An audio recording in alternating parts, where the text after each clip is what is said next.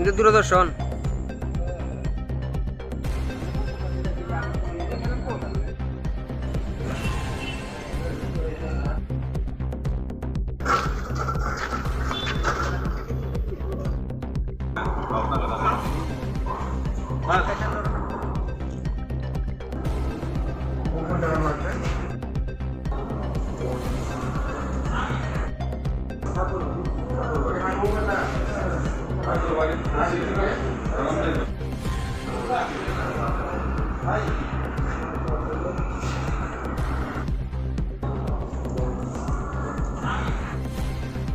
কিন্তু দূরদর্শন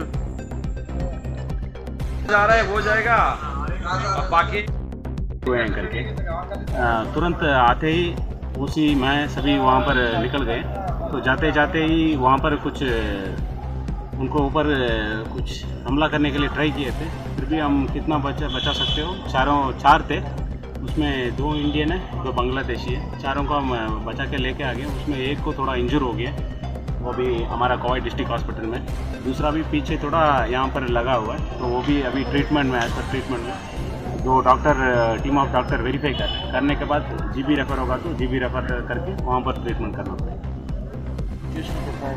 हाँ, अभी सिचुएशन कंट्रोल है, वहाँ पर पुलिस है और वहाँ का BSF भी वहाँ पर ही है, पेट्रोलिंग भी चल रहा है वहाँ पर। अभी सिचुएशन सब कंट्रोल है। 2 इंडियन टाउट जो था इनको आपने अरेस्ट किया?